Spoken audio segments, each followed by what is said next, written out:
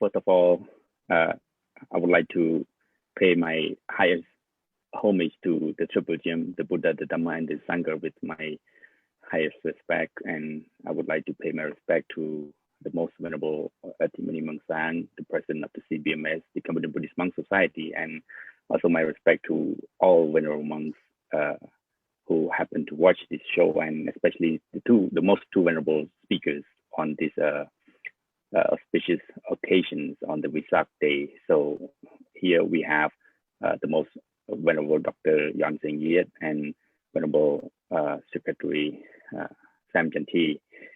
I would like to begin with this talk show by informing our viewers or listeners who might be watching these shows that we are doing this version of English in the purpose of sharing the knowledge of the Vesak celebration to the public, to the non-speakers. So please forgive us if we committed any mistakes in terms of English usage. So we just trying to do our part to share the teaching of the Buddha. So now I wanted to start by informing to the viewer that today we have two speakers, Venerable Dr. Yon Seng Yet and Venerable Sam Chanti, to be part of this speech, to share the teaching and most importantly, the events that happened during this Vesak celebration. So I wanted to start with Venerable Dr. Yon Seng Yet on this auspicious occasion.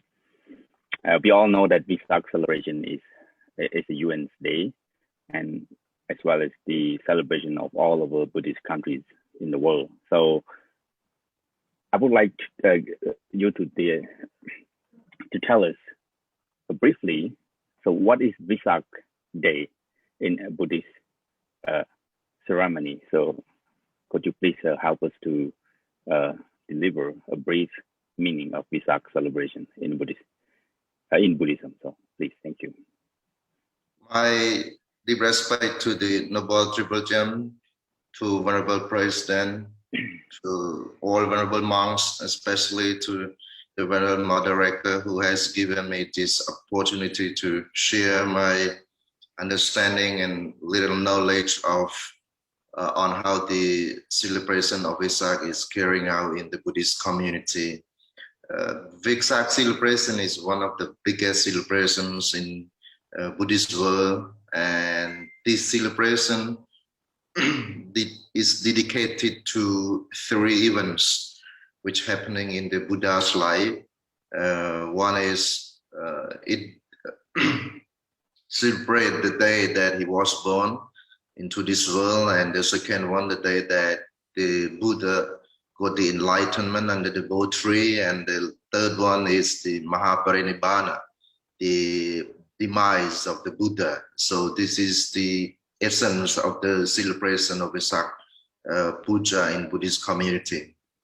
Thank you so much. So I would like to turn this question to Venerable Sam Chanti, but I want you to specifically describe what is Vesak, because mostly people have different pronouns, different terms of using this Vesak. So some countries pronounce it a Visakha Pusha, Visakha or Vesak. So could you please help us to understand why are so many different names on this Vesak celebration? So please, thank you. Thank you very much. First of all, I would like to pay deep respect to the most venerable President, Venerable Dr. Yon Seng Yet, Venerable Moderator, Venerable Secretary, and editors, and all the venerable in the Buddha Sasana. And good evening to everyone also. The term Vesak in originally Pali word, the Pali word Visakha, it represents to the 6 months according to the lunar calendar. So in some texts, especially the text written by the scholar in something interrupt me. written by the most scholar that the new research, they represent, especially for Mahayana Buddhism, they represent to the fourth month of calendar. It is Visakha. Visakha means the month that we count in the calendar, in lunar calendar. And Visakha Puja, it is the celebration represent the full moons of that month. If we compare to the solar calendar, it affected May actually, but this month turned back to April. So it is a little bit different by year to year. So Visakha Puja, it means the celebration regarding to the full moons of Vesak. And it is different by the country by pronunciation. Like in Cambodia, we call Visakha Bochia because our pronunciation, our term of Pali word utterance is different from other. Thailand, we call Visakha Puja because they don't have alphabet like J. And Lanka, Sri Lanka, they call Vesak, like because they represent like mixed Europeans and Sri Lankan language together. And some other country they call Vaisakha. It is a represent to their pronunciation only. Thank you. Thank you. So significantly, Vesak is the month in the lunar calendar, which is happen on the full moon of the sixth month of basically is the name of the month, and this so because of the events of the Buddha, which is the birth, the enlightenment, and the Mahaparinibbana, or in Sanskrit we pronounce it as Nibbana. So I'm going to ask you, both of you, to describe each of these three events. So because it is quite significant, and it's very important for all Buddhist practitioners or Buddhist followers to understand on these three events. So I would like to turn the question to Venerable Dr. Yon Seng Yet on the birth of the Buddha. So what is so significant about the birth of the Buddha? How can Buddhist followers understand the event of the birth of the Buddha and learn something from this event of the Buddha? So could you please help us to describe a little bit, and then I will be exchanging with Venerable Samyanti so we can share different views, because I know there is a lot of understanding regarding to this event. So could you please, Venerable Dr. Samyanti, share with us your perspective? Thank you. The noble birth of the Sakyamuni Buddha signify the arrival of the expression of the thought. We have to accept that the Buddha was not the first religious founder who came into this world, but he was one of the, I think in those days, in the 6th century BC, Buddha was the first religious founder who recognized the value of the expression of the thought in the Djibouti, which is known as in modern Indian subcontinent.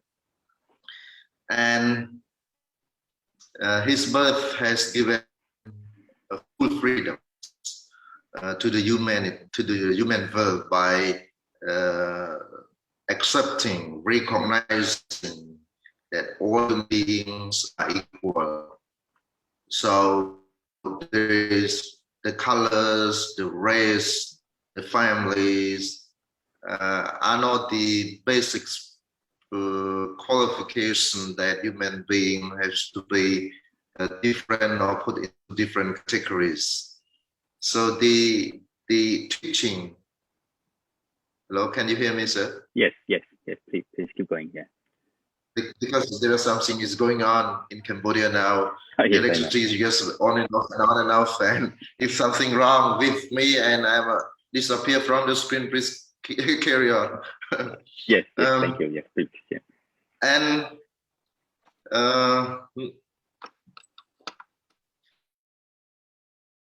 he was the first religious founder who asked his followers who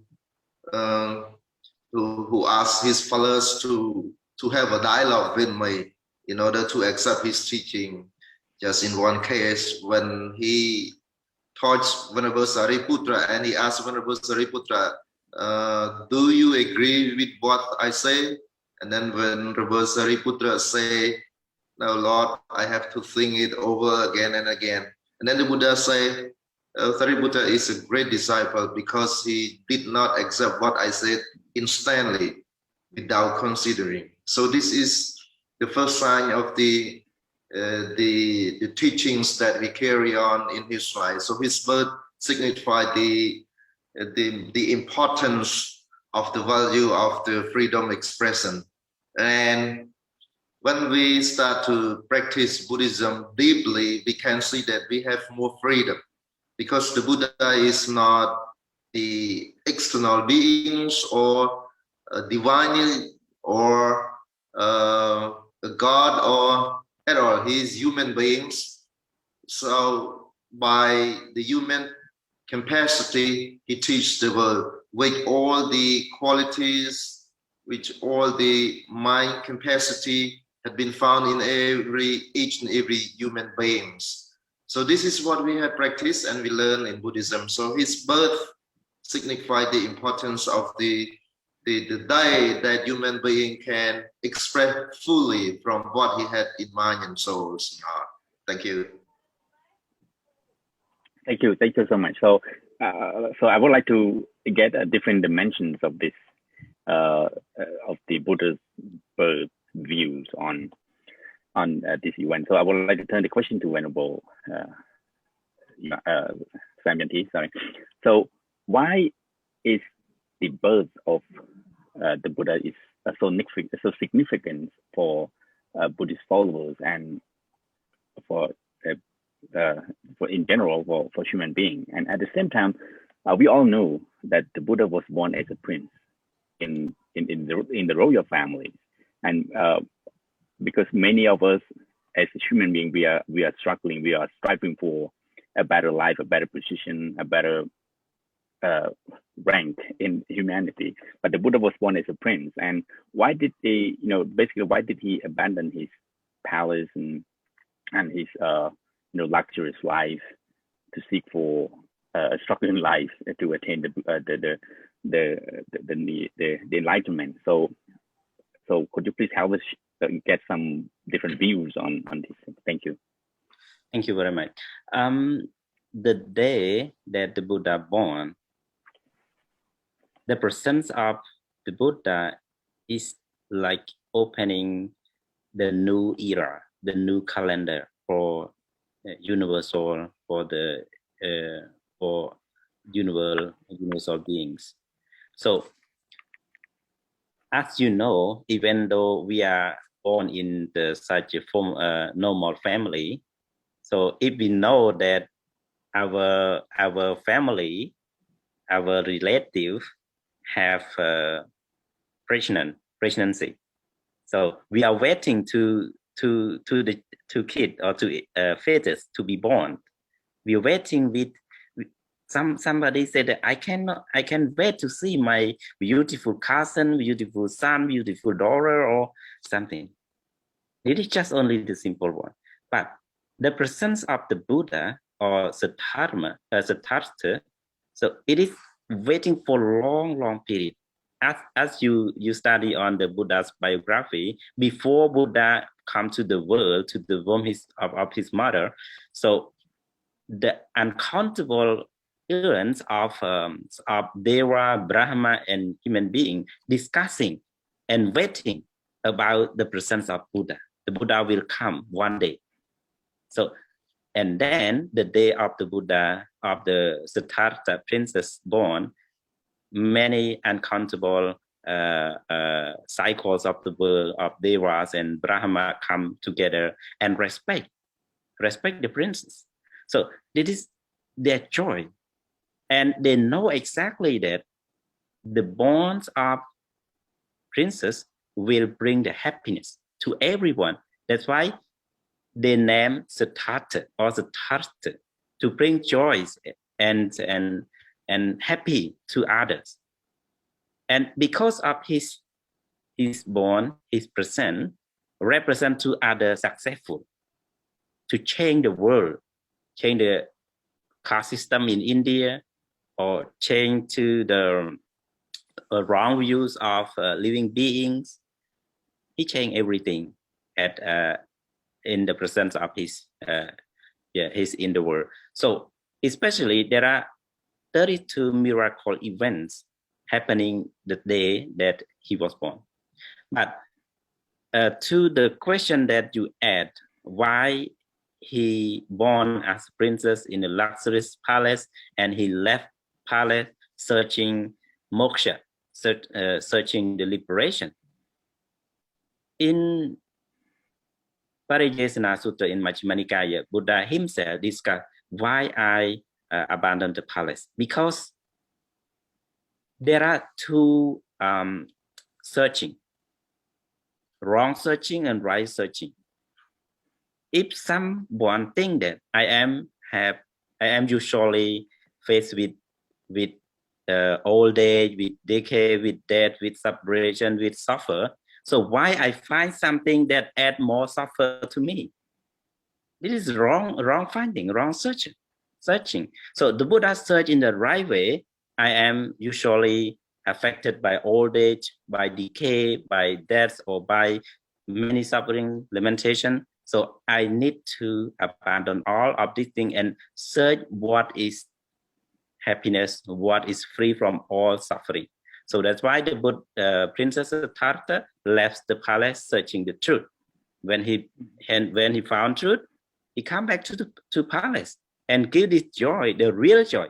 When he born, it's just only the representations of joy of all living beings. Just only fake joy. We can say fake joy, but it's not fake, but it's just only representative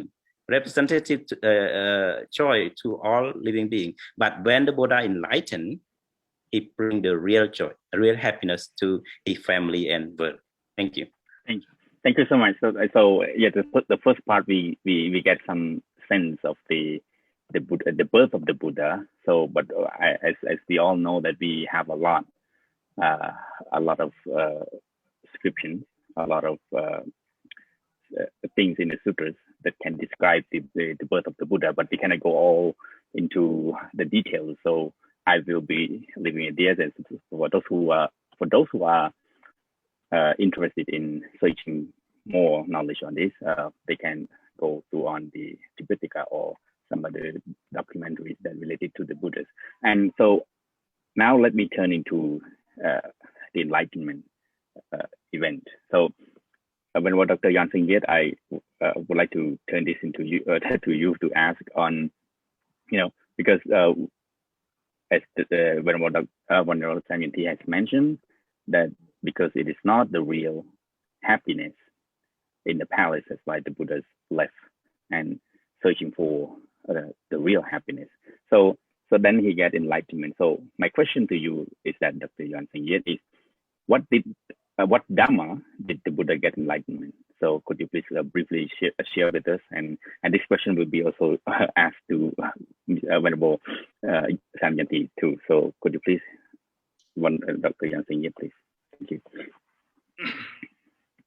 The Dharma, or the teaching that he had found on the day that he got enlightenment, was the Four Noble Truths, which is the formula to understand the sufferings and the cessation of the sufferings, the marga, the path, and the liberation of the suffering. So these are the main teachings of the Buddha, because inside this teaching we don't see anything which is relevant to the external beings, the invisible beings, or whatever it is. It is all lies in the heart, in the mind, in the life of the human beings.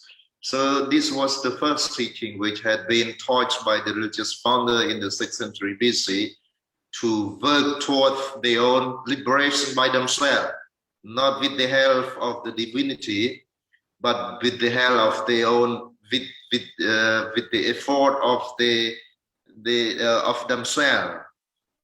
So this is the teaching.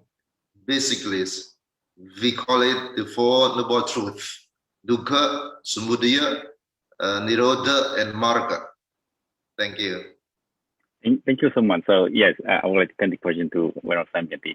You know, when we're talking about the Four Noble Truths, as Venerable Dr. Yanti has mentioned, the suffering. So suffering has been there before the Buddha was get enlightenment.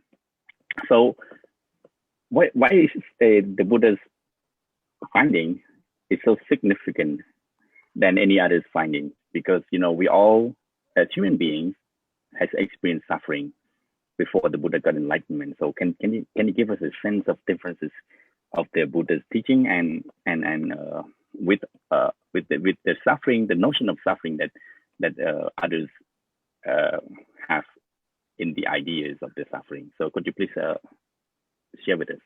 Thank you. Actually, Venerable Doctor has mentioned already about the Dhamma that the Buddha enlightened. I can merge that enlightened Dhamma. It means the Buddha found at the roots of Bodhi tree. It related the Four Noble Truths with the cycles of Paticcasamuppada. It means the cause and effect theory. So the Buddha find cause and effect. So regarding to suffering, Buddha just only reconflict again and again, back and forth through the Paticcasamuppada, Avijja, Sankhara, Sankhara, Paccaya, Vijnana, etc. Through this recollection, he found the truth. Regarding to this suffering, he not find anything, but he just accepted. He just realized it is true. He just notified that it is true. Nobody can change, because we suffer a lot because of birth, because of decay, because of old age, because of death or something. We suffer a lot. Why we suffer? Can we change that suffer? We cannot change that suffer, but we accept that offer and we limit. We don't want to affect anymore with this suffer. So for suffering is not to abandon, it's not to cultivate, it's not to observe, but you have to notify, you have to understand. You have to understand that this is suffering. The Buddha said, now I understand the Dhamma that before I have never known, I have never clear. Before that, this is suffering. So this suffering is the truth. Nobody can change this suffering, but we can cut it by practicing, by understanding, and by abandoning the cause of that suffering. So to realize the suffering, it means just to notify, to understand it. It is real, not suffer because of suffer thing. The thing, it is already suffer. Why we suffer more? Example, with separation from our beloved one. It is the real of suffering. And why we more suffer about that? We suffer more about that. So we just understand the reality is just only the continuous of causation. If you have birth, you have suffer. If you have, because of birth, you have suffer, and because of existence, you have birth, and because of grasping, you have existence. Because of tanha or craving, you have grasping. Because of feeling, you have tanha or craving, etc. So when we reflect on these cycles of the Paticcasamuppada, we will understand the truth, understand the suffering. It is real and truth. Nobody can change, but we have more practice to abandon the cause of that suffering. Yeah. Thank you so much. So yeah, of course, it is a lot of details in this event, the Buddha enlightenment, but we cannot go through all. I hope that the people who are watching this get a sense of the meaning of enlightenment, which is the solution that can help us to overcome the sufferings. And the Buddha has found it. That's why he's enlightened and share with his followers and the world. So now I would like to go into the third event, which is the Mahaparinibbana. Whenever Dr. Yan Singh, the Buddha's got enlightenment. He consider, we consider him as a, not just we, but the people in the town consider him as a superior being. And because he can decided not to go away, he can decide to go away or just remain until today. But I would like to ask you on that meaning. But first, I would like to start with the terms of Nivarana or Nibbana, which is the Pali and Sanskrit. So first, could you please tell us what is the meaning of those terms, and then why the Buddha decided to leave the world after he got enlightenment, which is he can decided not to leave. So can you share with us a sense of his decision on departed from this world? But first, I would like to know the terms Nibbana or Nirvana. What does it mean? Can you please share? Thank you.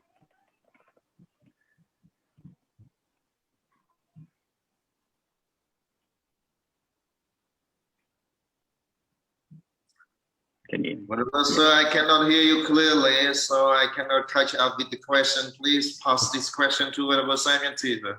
Yes, Simon Teacher. Whatever Simon, please. Okay. Can you share with us the terms? Yeah, the terms of the Nibbana or Nirvana. Yeah, thank you very much. The term Nibbana or Nirvana, it is the Pali word or Sanskrit word. It came from the root Ni and Vana. Ni, it means to get away, and Vana is the kinds of grass. The meaning of Vana is grass. Yeah, like Kusa grass, the grass that the Buddha take from Brahmin before he enlightenment. But Nirvana means to get away of all the disturbances. What are the disturbances? Disturbances from hatred, from greed, from delusion. So Nibbana means to cease of all these disturbances, defilement. Yeah, defilements. So the term Nibbana is the freedom or free from all lobha. It means greed or dosa, hatred, and moha, delusion that disturb us. Because when you have disturbances, you cannot feel happily. The Buddha in Chola Tundila Jataka mentioned that Papa or this kind of disturbances compared to the sweat, sweat, right? The sweat that when we walking under the sun and or we work hard and then we sweat. So yeah. when we sweat, we cannot sit happily, we cannot sleep happily, we cannot communicate happily, right? It is like disturbed. So you have to bathe, and and then you apply lotion to your body. Then you feel relaxed, you feel happy, and you feel joyful and love yourself very much. So in Buddhism, Buddha said that Dhammo Rahato Agattamo.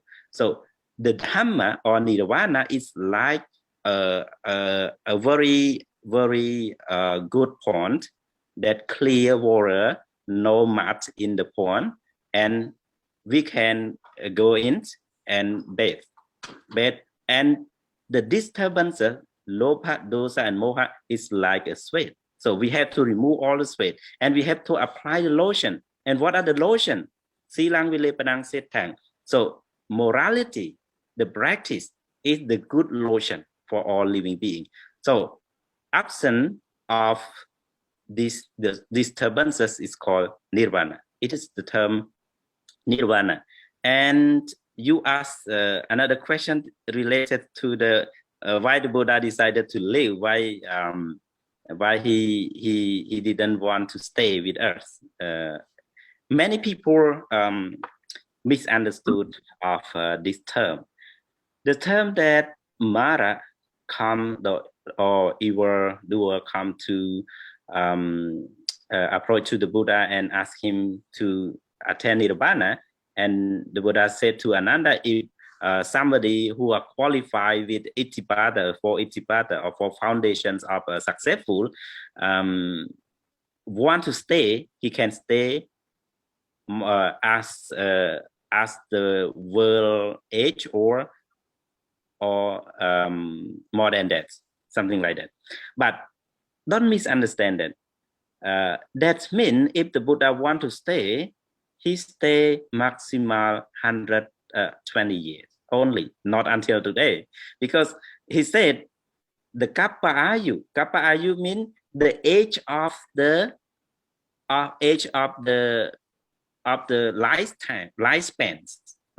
you know, a lifespan, because at that time, at the Buddha's time, lifespan is 100 years, the lifespan.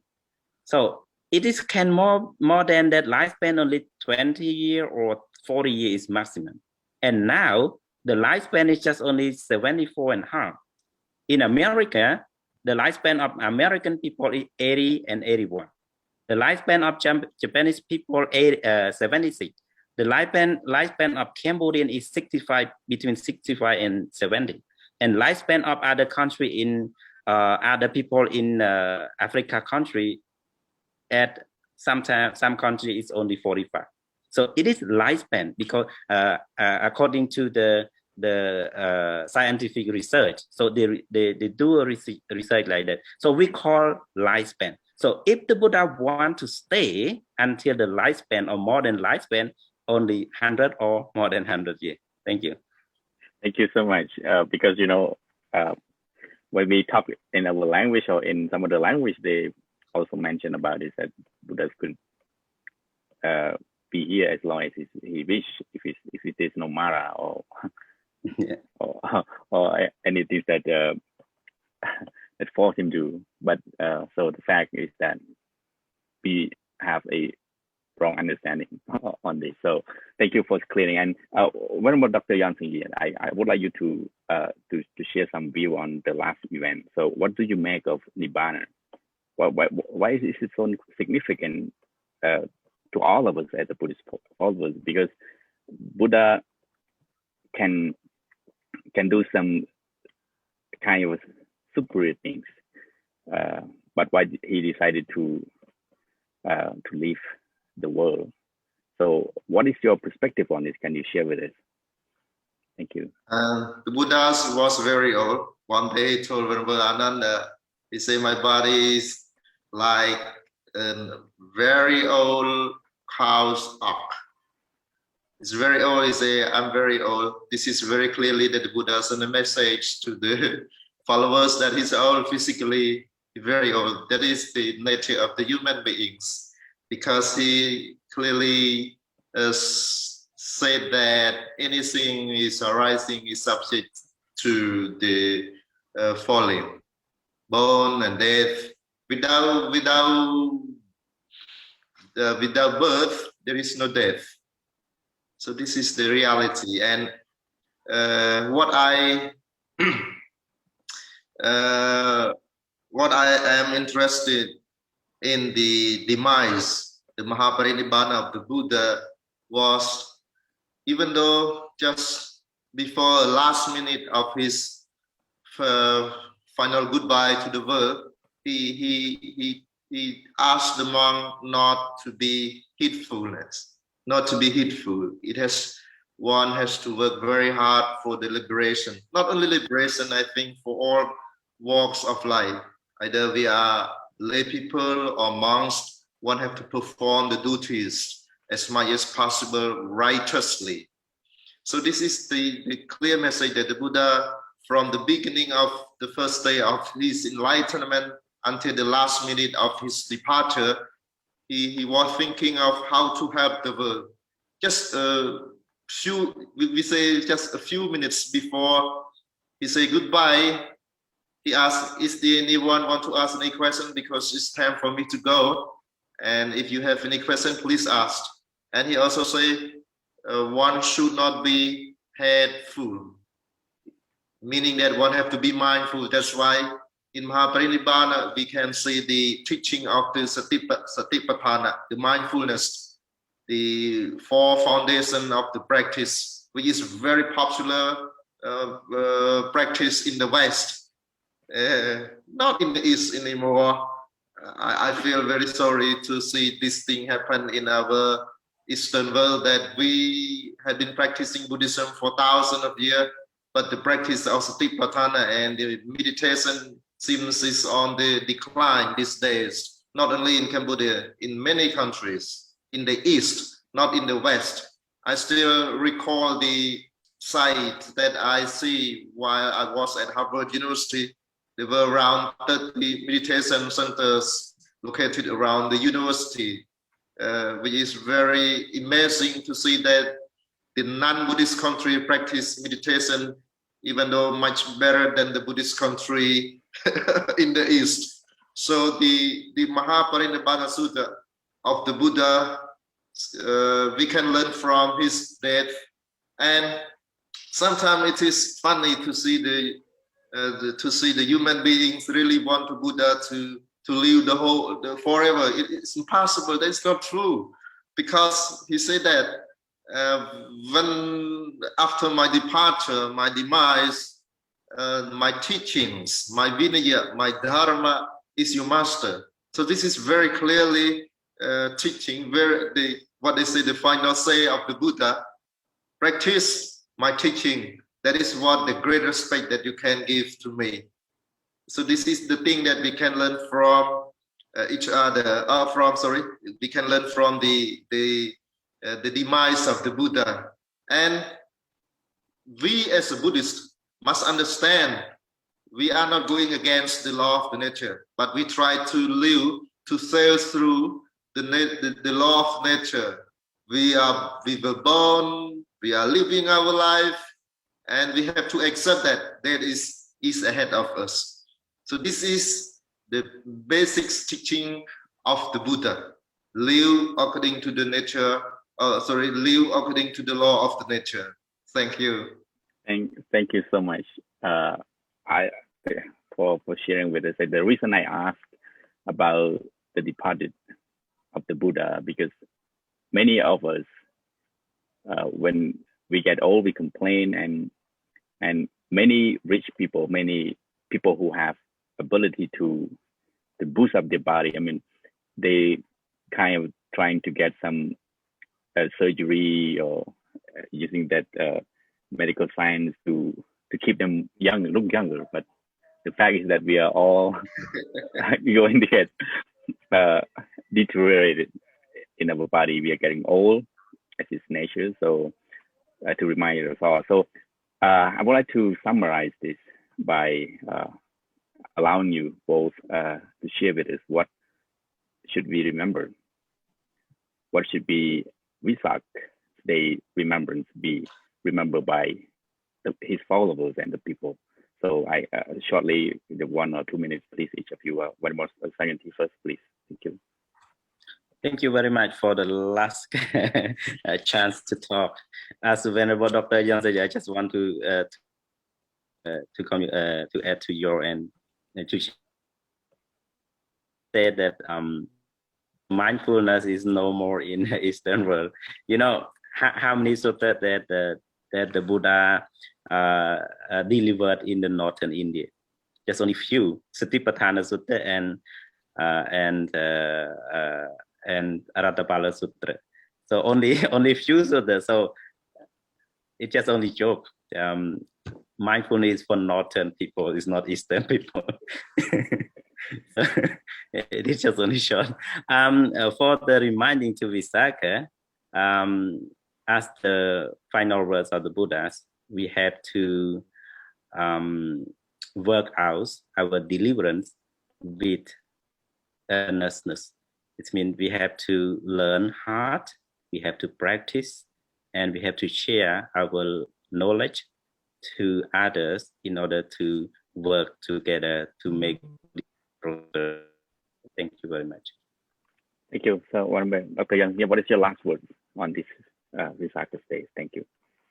Vesak celebration should be the source of the practice of Sila, Samadhi, and Prajna. Sila is very important for the society to exist because it's a basic principle, and Samadhi is a teaching which can help us to cultivate, to purify our mind. And the wisdom, the Prajna, is the source of leading our life to happiness. So Visakha should be the source of inspiration and aspiration for all the people, not only for Buddhists. I quote the statement of the former General Secretary of UN. He said that the teaching of the Buddha, the teaching of the Buddha allow us to embrace each other with love and compassion. Thank you. Thank you so much. Thank you for both Venerables for sharing your essential knowledge on this event.